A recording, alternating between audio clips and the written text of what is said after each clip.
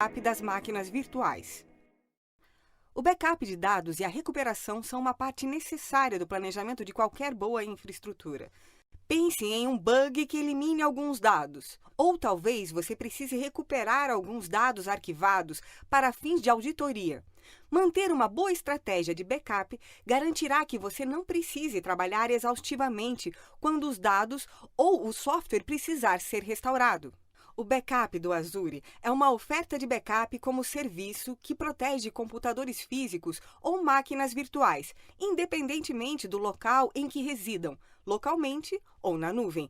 O backup do Azure pode ser usado para obter uma ampla variedade de cenários de backup de dados, conforme mostrado abaixo. Arquivos e pastas em computadores com o sistema operacional Windows, físicos ou virtuais, locais ou na nuvem. Instantâneos com reconhecimento de aplicativo.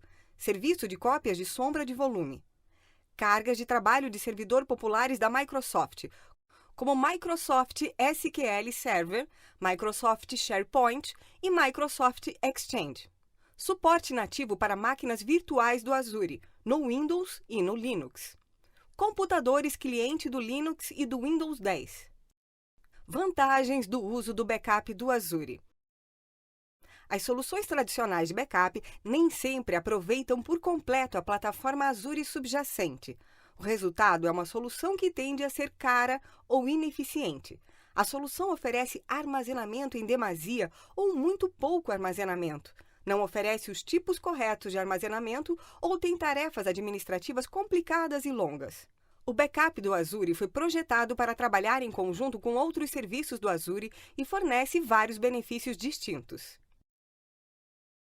Gerenciamento de armazenamento automático. O backup do Azure aloca e gerencia automaticamente o armazenamento de backup e usa o modelo de pagamento conforme o uso. Você paga apenas pelo que usa. Dimensionamento ilimitado. O backup do Azure usa a potência e a escalabilidade do Azure para oferecer alta disponibilidade. Várias opções de armazenamento. O backup do Azure oferece armazenamento com redundância local, no qual todas as cópias dos dados existem na mesma região, e o armazenamento com redundância geográfica, no qual os dados são replicados para uma região secundária.